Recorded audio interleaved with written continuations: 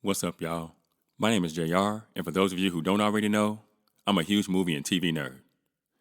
If you're new here, I appreciate you taking the time to check out my channel. I hope you consider sticking around and joining the film community I'm trying to build here on YouTube. So in today's video, I'm going to be giving a complete narrative breakdown, reaction, analysis, and review of the first episode in Season 5 of the supernatural dark fantasy drama television series, Stranger Things. And just so you guys know, this video will contain spoilers, so if for some reason you haven't gotten around to watching the first episode of the new season yet, and you don't want to know anything that happens in it, you might want to exit this video now. And with that being said, no more wasting time. Let's get into it.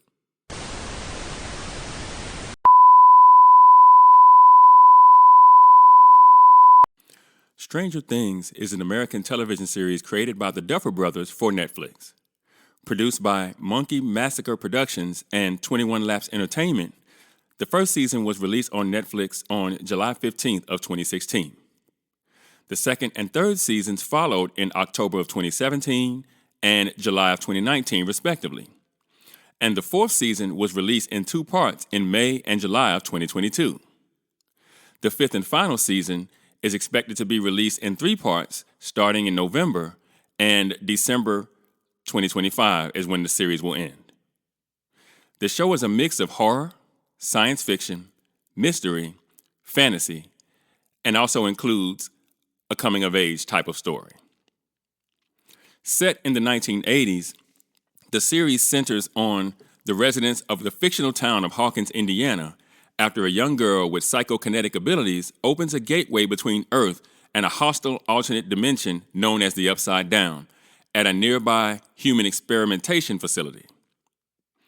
The cast includes Winona Ryder, David Harbour, Finn Wolfhard, Millie Bobby Brown, Gaten Matarazzo, Caleb McLaughlin, Natalia Dyer, Charlie Heaton, Cara Buono, Noah Schnapp, Sadie Sink, Joe Keery, Maya Hawke, Priya Ferguson, Brett Gelman, Joe Crest, Jamie Campbell Bower, and Amy Beth McNulty.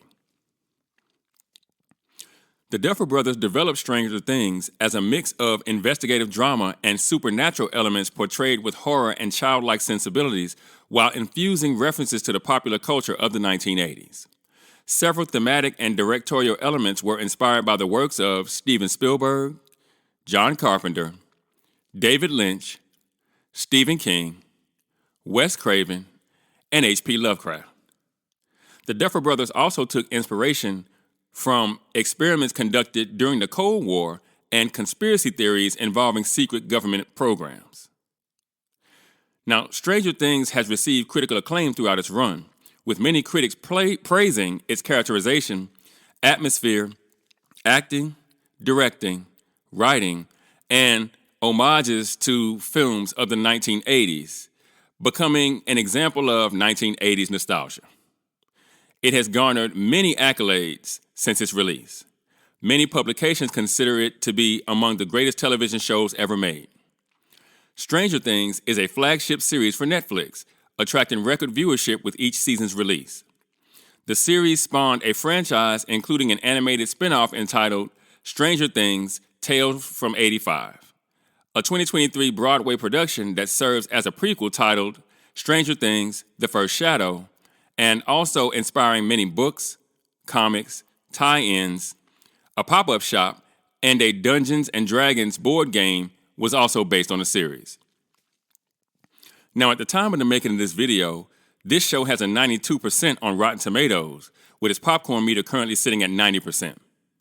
The series has a Metascore of 74 on Metacritic based on 142 critic reviews, with a user score of 8.4 based on 5,024 user ratings.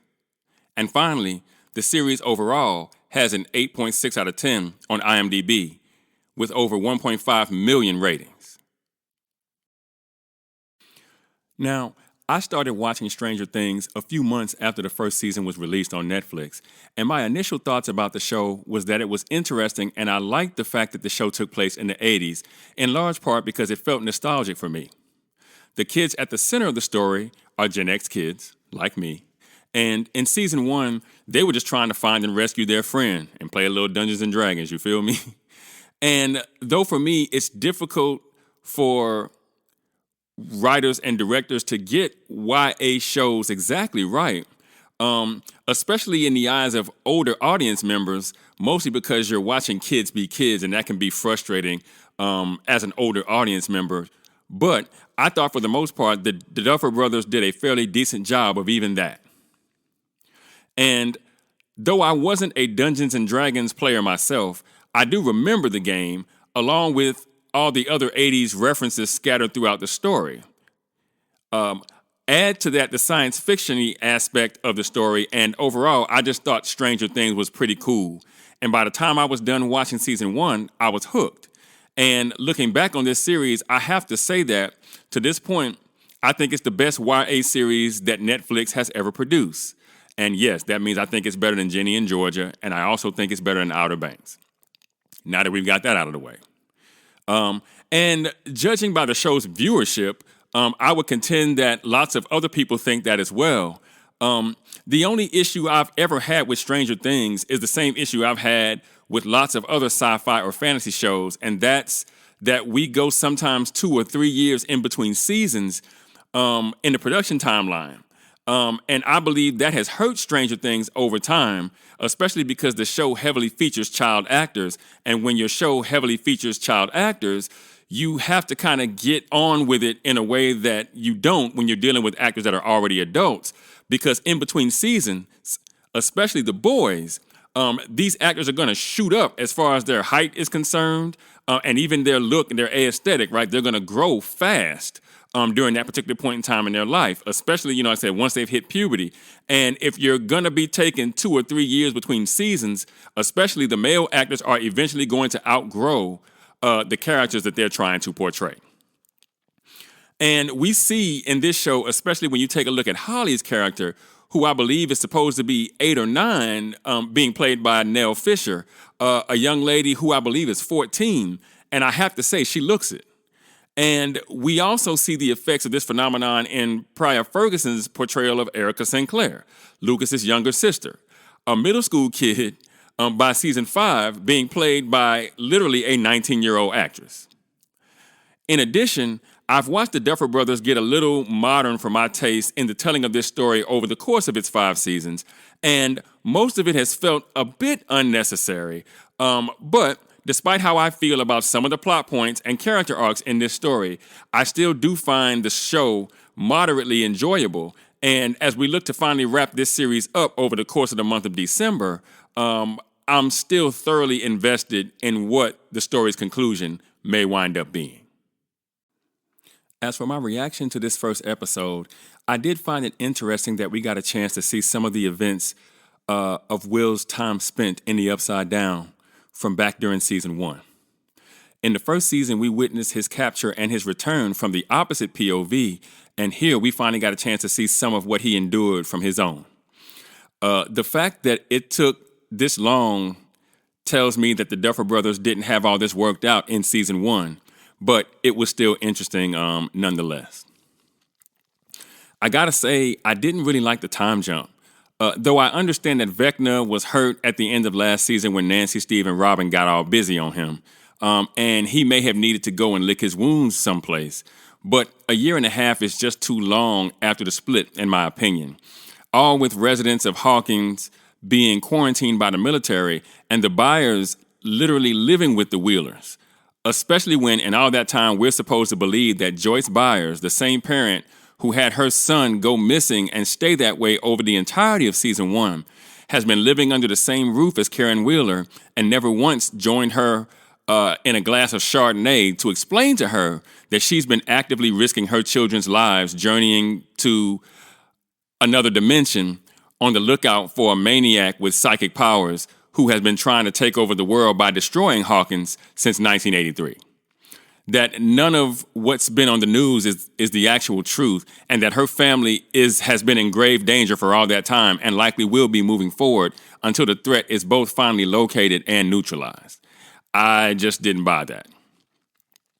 And speaking of Karen's children, I didn't like the fact that Nancy hasn't found 30 minutes to address her relationship woes with Jonathan since he got back from California at the end of season 4. I mean, after all these years, she still can't seem to make a decision about whether she wants to be with Jonathan or Steve. And that just seems silly at this point. And especially when you consider that she seems to be unimpressed by their, quote, Neanderthal behavior, end quote, especially with everything else going on, but hasn't done anything to make any of it stop, like simply making a choice. Choose Steve, choose Jonathan, or maybe even choose no one. I'm cool with that too.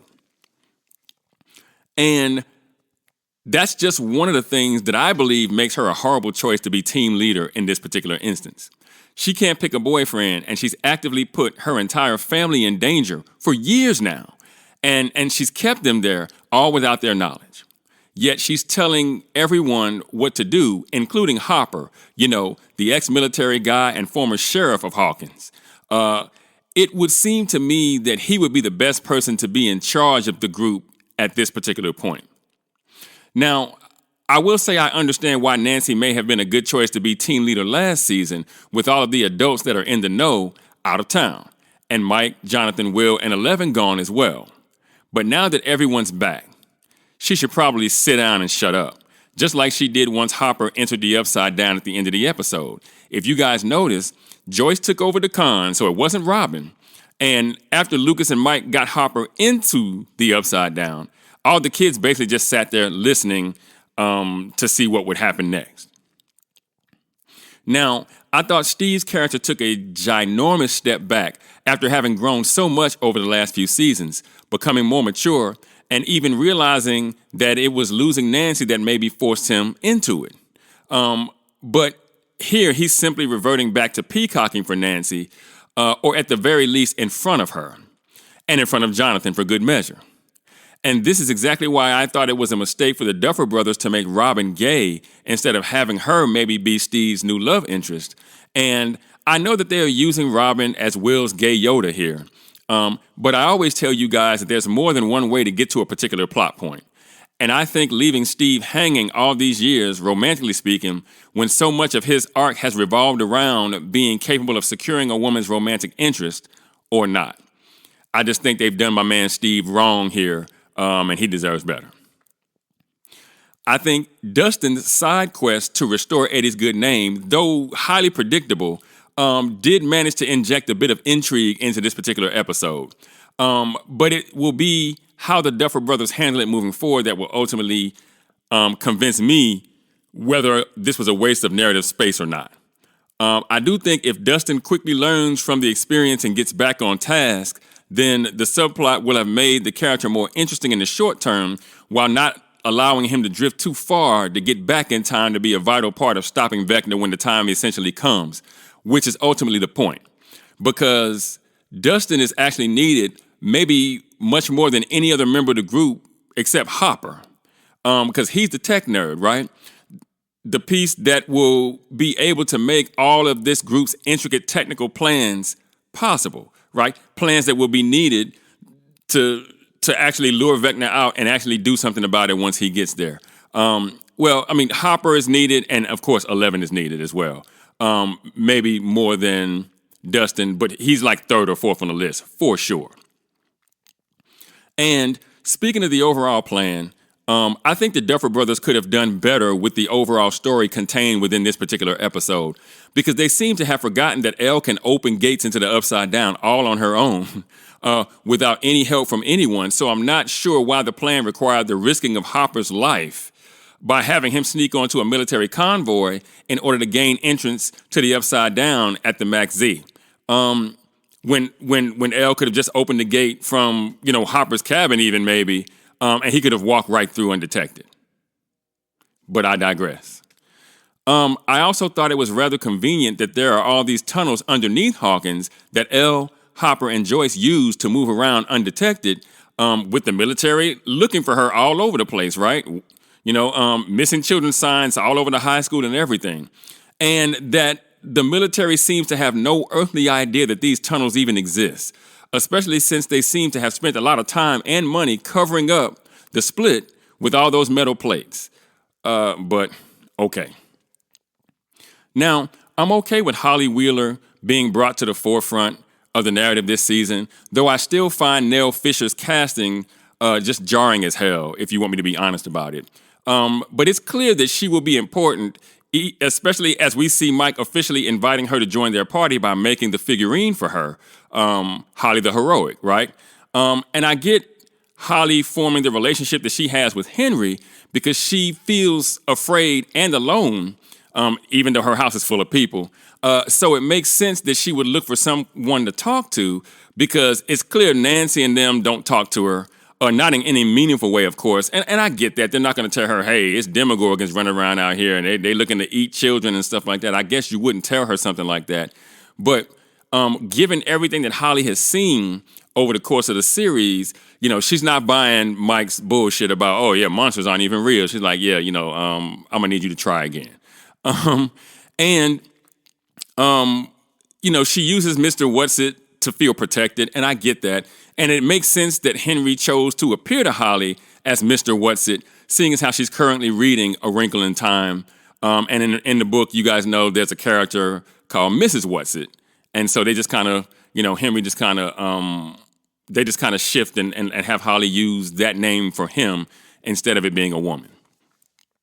Now, I don't really like how the Duffer Brothers have made a point to force Ted Wheeler into the trope of the useless doofus husband, right? I mean, every time we've seen him over the course of the entire series, he's so unplugged, even though he always seemed to be home. He's either watching television, paying no attention to what's going on around him or where his kids are, or sitting at a table during a meal and apparently not getting any bacon. And even though I understand that Karen may have been slightly inebriated, insinuating that her husband doesn't know how old their daughter is just diabolical on a level I can't even begin to explain, especially since the character has been aged up, appearance-wise, to an almost comical degree.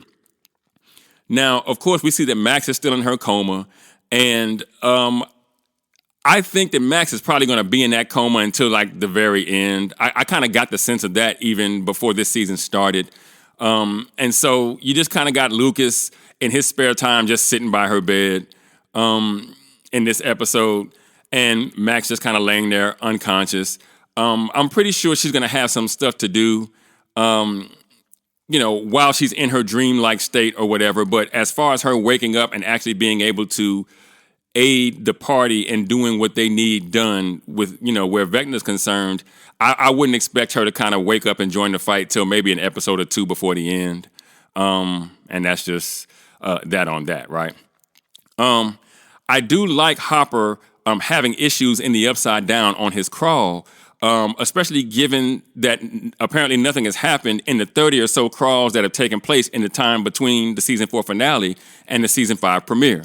I like that the shit kind of hit the fan right away, and we didn't have to wait until like the 3rd episode or something like that, especially since we can't binge the whole season like in seasons past, and we'll have to wait a bit to see how this whole thing will end. And I also like that Dr. K, we're introduced to Dr. K. Lyndall Hamilton is a GOAT as it pertains to like action heroes. But I like that we're introduced to her, and we kind of get a chance to see who's pulling the strings, militarily speaking, right? That Lieutenant Colonel Sullivan has been looking for Elle for quite some time, and now we kind of see who's giving him the order to track her down. And you do kind of wonder what exactly the military will use Elle for if they should ever catch her. And, it's kind of one of those things where my guess is, to try to take Elle's powers and reproduce them, turn them into some kind of weapon. That's just kind of, especially since, the Cold War with Russia and everything is kind of going on, that's just kind of my guess. But I guess we'll have to wait and see how this whole thing turns out. Overall, I'd give this particular episode a 75%, or a 7.5 out of 10 if you're thinking IMDb score. And I'll go ahead and give the episode a B- in lieu of a C+ for a letter grade, simply for good measure. After watching this first episode, there are lots of things that I thought worked really well. There are also things that I was truly disappointed in. I think the Duffer Brothers are on the right track as it pertains to making its hardcore audience happy, but I also think there was a lot to be desired, narratively speaking, here. I don't really like how the show has been split up in order to drag the story out, but they did something like this last season, so I guess this is simply Netflix trying to milk its biggest show for all it's worth before it ends. That said, I still see it as the best YA show that Netflix has ever produced, and I think that will be true no matter how the series ends. And even though I still contend that this story has taken entirely too long to tell, especially when you consider it has tons of child actors whose coming of age has heavily impacted the feel of the show to this point, the ability to kind of pull you into the whole 1980s, YA feel, I'm still fairly locked into what I hope will be a truly satisfying conclusion. But what do you guys think? Have you had the chance to check out the first episode in the final season of Stranger Things? If you have, what did you think about how the season started? What did you think about so much time having passed since the season 4 finale, both in real life and in the story? What did you think about Nancy, Steve, and Jonathan being right back to where they started? What do you think the military wants with Elle? Let me know in the comments. And for those of you who might be new to the channel, be sure to like and share this video. If you really like the content, be sure to subscribe and hit that notification bell. That way you'll be notified whenever I decide to drop a new video. You can also now support the channel by leaving a super thanks. If you should be so inclined, I'd greatly appreciate it. Also, feel free to subscribe to my new Shorts channel and my main channel for additional content. The links are in the description. In addition to that, be sure to go and check out themadScreenwriter.com for more television and film reviews and info on my upcoming film projects. And with that, I'm going to go ahead and get out of here. I got screenplays to write.